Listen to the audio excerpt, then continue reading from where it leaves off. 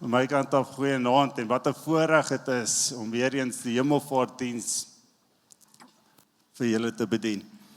En ook baie welkom aan ons aanlyn kykers. So 'n paar weke terug het ons Paasnaweek gehad.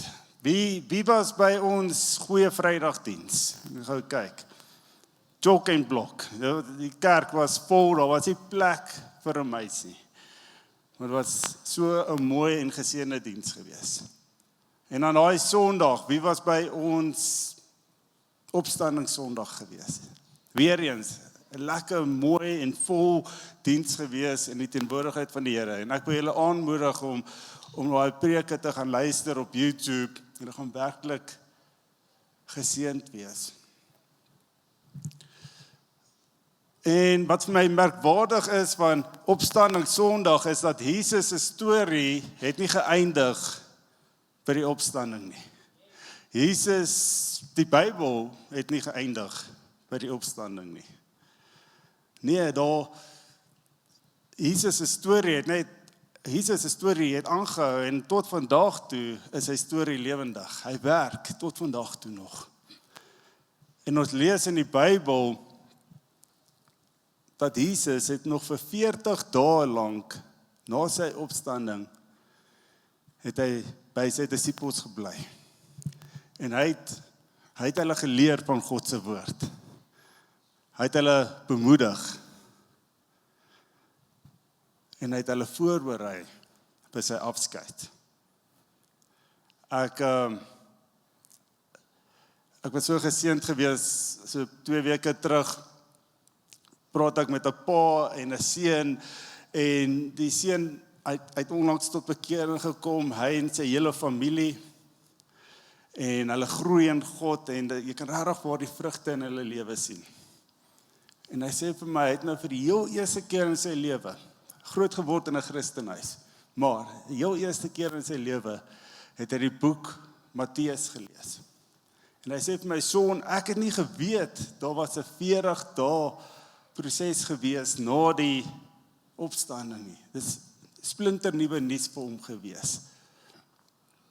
En ek verduidelik vir hom toe wat daar gebeur het in die 40 dae, en na die tyd praat ek met die pa. En die pa kon nie glo dat sy seun nie dit geweet het nie. En die pa sê vir my, dit wys jou gebed werk. Van 'n pa en 'n ma wat vir meer as 40 jaar lank vir hulle kind gebid het. En vandag sien hulle die vrugte. En daar's 3 momente wat gebeur het na die 40 dae. En die eerste moment was die afskeid. Nou, ons almal het al afskeid geneem van iemand. Ons almal, en as jy dit nog nie gedoen het, gaan jy dit nog doen. Ons almal het al baie gesê vir iemand. En Jesus het dit ook gedoen. Baie vir sy disippels by mekaar geroep het, en toe vaar hy op hemel toe. 'n moeilike, hartseer oomblik seker gewees. Net verlede week, my ouers het vir my kom kuier, so 3 weke, en hulle het verlede week het hulle afskeid van ons afgeneem, en alhoewel dit hartseer was dit nog steeds 'n mooi oomblik gewees.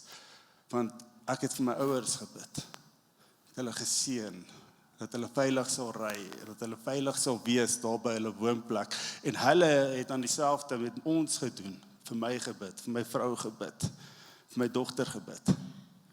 'n mooi, ook maar hartseer oomblik gewees. En in verskillende areas van ons lewe is 'n afskeid, jy kry 'n afskeid wat bietjie makliker is, beter is as 'n ander afskeid, soos byvoorbeeld 'n matriekafskeid. 'n Matriekafskeid is 'n celebration, jy weet, jy kry 'n sertifikaat van die laaste 12 jaar van jou lewe. Maar dan kry jy 'n afskeid wat jy vir iemand groet, wat jy weet, jy gaan hom nooit weer sien in jou lewe nie. Iemand wat dalk immigreer. En dan het jy jou laaste woorde wat jy vir hulle gee. Wat sê jy vir hulle? Ek hou daarvan om te sê, kyk mooi na jouself. Ek het 'n vriend gehad, hy het altyd gesê, Shalom. Jesus sê toe nie totsiens nie. Hy gee toe 'n instruksie, 'n opdrag. Lees saam met my in die bekende Matteus 28 vers 19.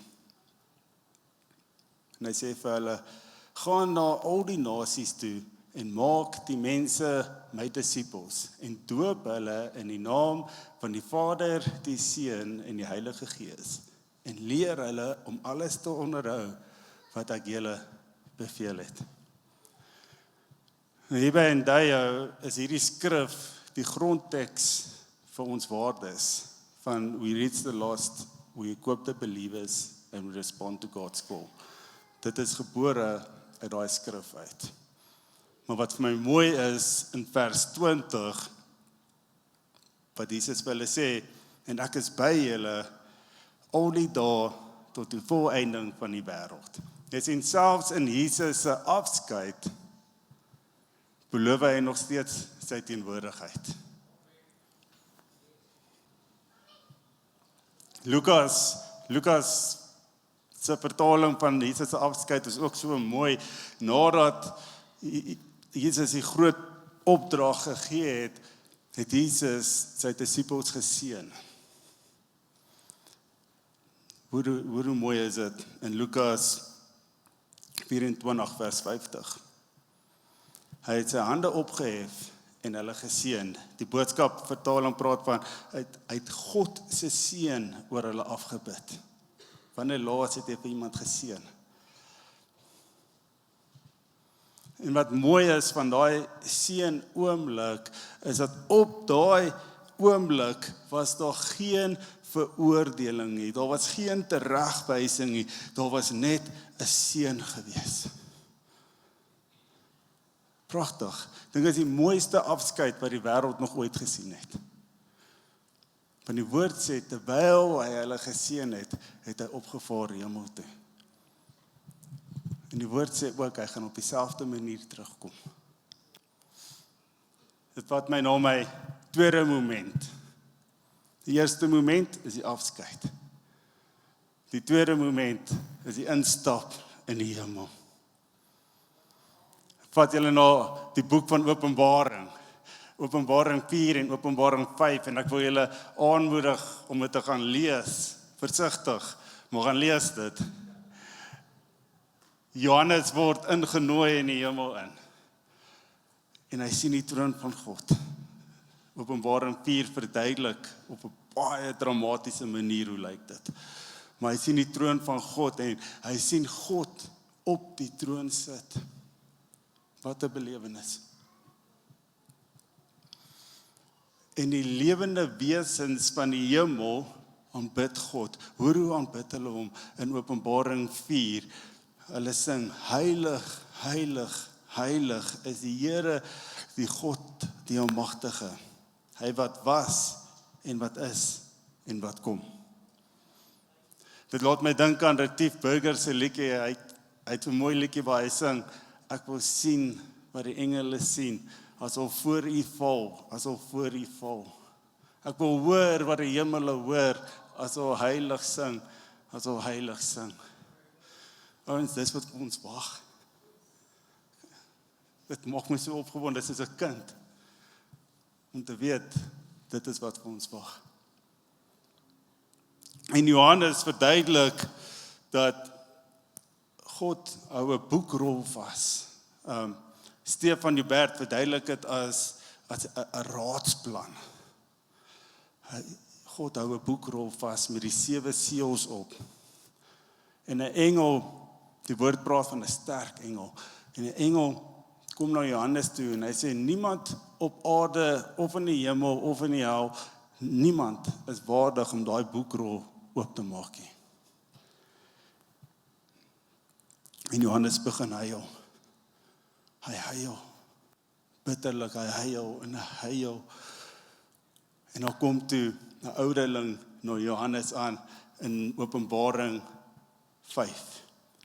Toe lees saam met my. Toe sê een van die ouderlinge vir my, moenie huil nie, kyk, Die leeu uit die stam van Juda, die afstammeling van Dawid, het die oorwinning behaal en kan die boek met die 7 seels oopmaak. Daar kom Jesus in. Die lam wat geslag is, en hy loop in die hemel as die vlekkelose lam, die leeu van Juda, en die hele hemel juig van oorwinning. Massive victory. En hy sit aan die regterhand van God, en hy vat die boekrol, en hy maak hom oop.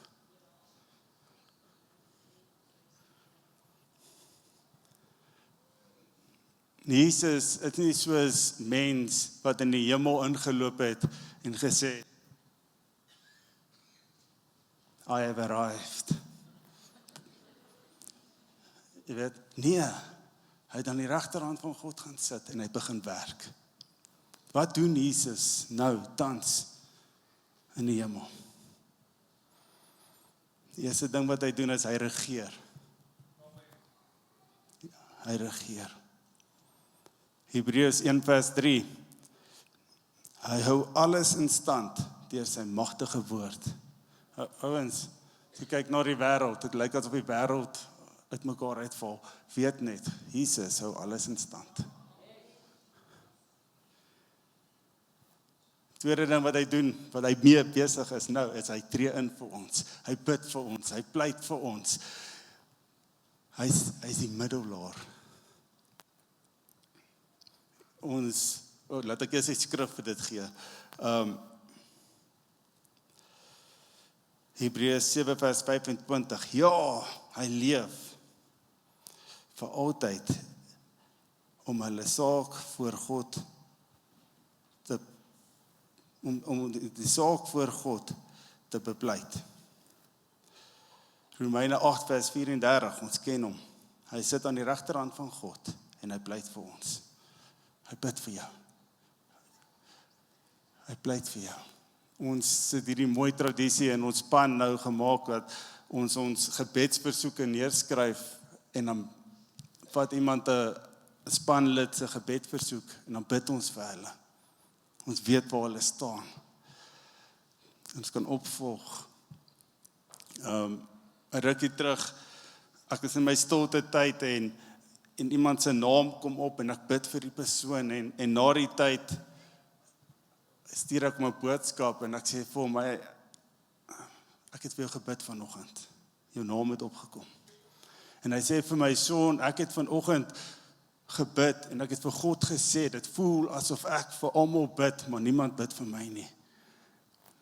En ek sê, toe vind hy uit, daar is iemand wat vir jou bid. En ek wil vandag vir jou sê, as jy dink, niemand bid vir jou nie, weet, dat hy wat regeer, hy wat die oorwinning het, hy wat die kruis gedra het, hy wat vir jou dood gegaan het, hy sit vandag aan die regterhand van God en hy bid vir jou. Hy pleit vir jou. Hy is die middelaar. Luister nou. Die derde moment wat na die 40 dae gebeur, is dat Jesus kom terug.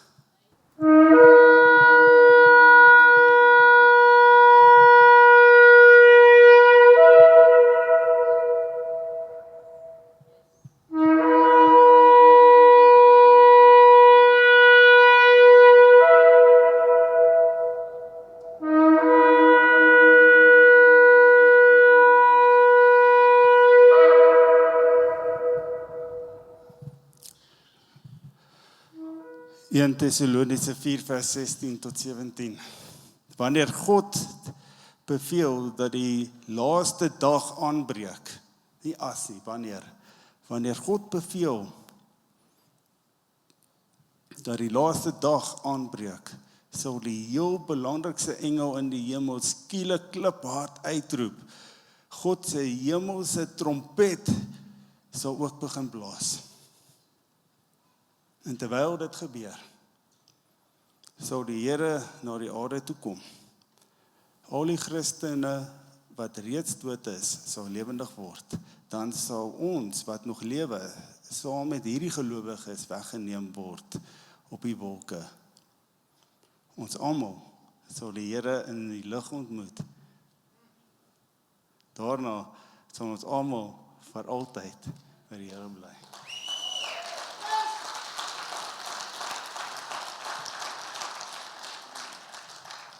Angus Bacham met hierdie ding wat hy sê, Jesus kom nie terug nie, hy is op pad.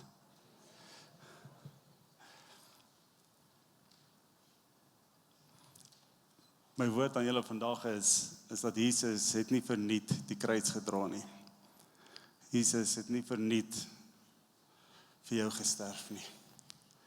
Hy het die lewe geleef wat ek en jy moes geleef het. En hy het die doodstraf gedra wat ek en jy moes gedra het, sodat ons in versoening kan wees met God. Sodat ons saam met God vir altyd in die hemel kan wees. Pastoor Pieter Breitenbach, hy was 'n pastoor hier gewees toe ek 'n tiener was. En ek weet van julle ken hom. En hy het vir my geleer. Hy het my gesê die evangelie is verniet, maar is nie goedkoop nie.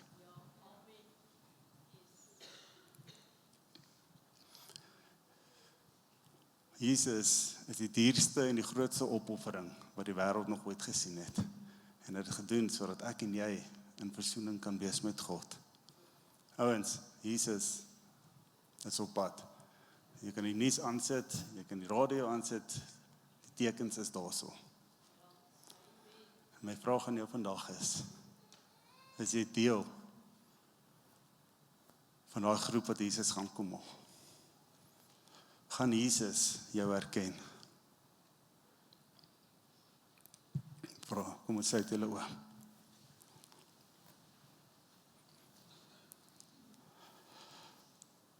Heilige Gees, ek bid nou vir elke persoon wat nou hier voor my staan. Sit.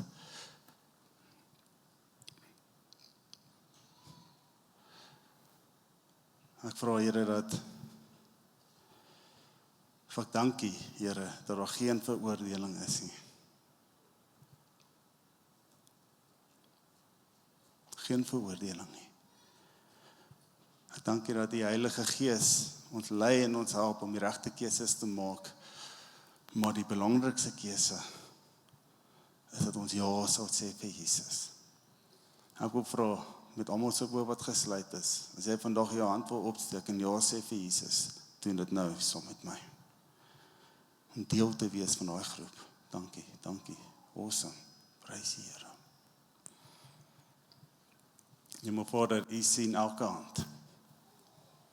Heilige Gees, ek vra dat U saam met hulle 'n pad sal loop. Dat hulle U sal beleef, soos daai jong man, wat net 'n openbaring gekry het van die 40 dae wat Jesus geloop het saam met sy disippels. Dat U met elke persoon nou so 'n mooi pad sal loop. Ons dankie Here vir die belofte wat U vir ons gegee het, dat U terugkom. Ons hou vas daaraan. Dankie vir die Heilige Gees wat U vir ons hier gegee het. Ons waardeer dit in Jesus naam. Amen. Nou kom ons gee Here 'n groot lof, prys en lof.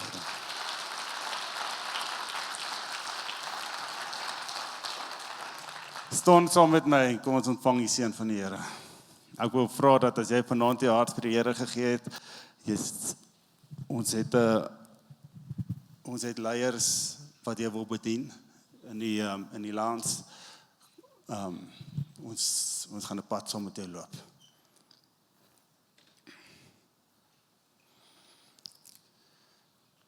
Mag die Here by jou wees. Mag hy die sout en die lig wees hier op aarde. Mag hy 'n verskil maak daar waar God jou geplant het. Mag die Here die seën beveel om oor jou te kom, oor jou graanskure en oor alles wat jy aanpak. En mag hy 'n getuienis wees. Mag hy 'n brug wees na iemand anders se hart. In Jesus naam. Amen. Sien julle elkeen. Dankie.